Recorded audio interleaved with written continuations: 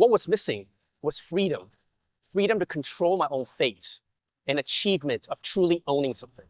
To align myself, I liquidated almost everything I had at the time to start a hedge fund.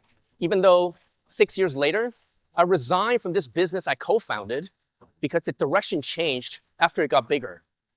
I left stronger, wiser, and aligned because I learned to manage risk, especially that of my own capital, a skill that will prove invaluable for the rest of my life. I also learned that life is a numbers game. When my business partner and I were fundraising in 2009, people were telling us, you guys are too young. You've never done this before. Times are challenging. It's a bad idea. We probably faced 49 rejections in a row. But it was that 50th investor who gave us that one yes. And that was all we needed to get started. So the more no's we get only means closer to that one yes. And finally, this chapter of my life would serve me well when I encountered my second major career roadblock, which happened 8 years ago when I moved to Singapore to assume a senior finance position.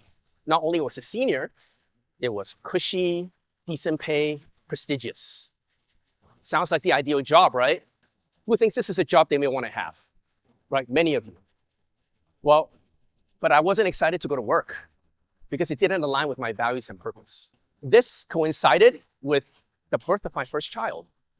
I was actively looking at preschools, but I couldn't find one that resonated with me. The more schools I visited, the more I kept telling myself, really?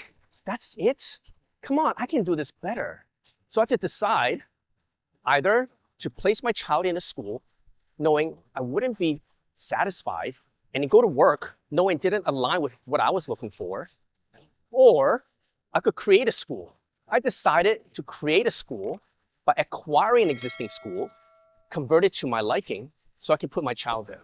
Eventually, I resigned from this senior finance position, knowing I may never get such a good job again.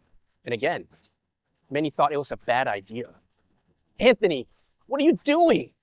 Why would you choose to sacrifice a steady and decent paycheck and venture into the early childhood education industry where you have absolutely no prior experience? And they're right, I did it. I was a first-time father, still trying to change my kid's diaper without getting into a mess. Not to mention, I would have to risk my own capital, not get paid, but this time as a sole breadwinner. Nevertheless, I dedicated the next 5 years doing a roll-up by acquiring mom and pop schools and converting them into a profitable chain of preschools. During this journey, we employed 50 incredible women and looked after hundreds of children, including my own daughter and my own son. And eventually, that business will be acquired. So this chapter of my life is complete, but it's only complete because it's a continuation of a previous chapter, which was starting a hedge fund at 30, when many thought it was a bad idea, because I learned to avoid many of the mistakes I'd committed and amplified on the things I'd done well in. Moreover, while many viewed this as a risky and daunting career pivot, I treated it as a necessary realignment of my values and purpose. From these two very different career roadblocks, I learned that we're a lot more capable than we think. Many of us believe whatever we know is on a resume, this piece of paper that is backward looking. We often associate our identity with our work. Ironically, those who are senior often feel more stuck because they tell themselves, I've been doing the same thing for so many years. What else can I do? I don't want to start from scratch. Who has heard of the term imposter syndrome? If I were to challenge you to throw your resume in a trash can, now I hand you a blank piece of paper to write down what you are truly capable of, your values, your skills, and your aspirations. I reckon that piece of paper and your resume will look very different. That's when you realize you have a lot of transferable skills and that you can become much bigger than you've ever dreamed of. The second thing I learned is that those who are successful and those who could have been more successful are actually very similar. We all share limited time. Not one person can buy an extra minute. But the key difference is that those who are successful dedicate their limited time to work that aligns with their values and purpose, while those who could have been more successful choose not to. And that's why success is a choice that anybody can make. And finally, a story without roadblocks is actually quite boring. Imagine you and your team are now standing at the summit after this arduous hike, panting, still catching your breath as you slowly start to inhale the fresh air, slowly start to settle down. You start to enjoy this panoramic view, the beautiful blue skies, the white clouds.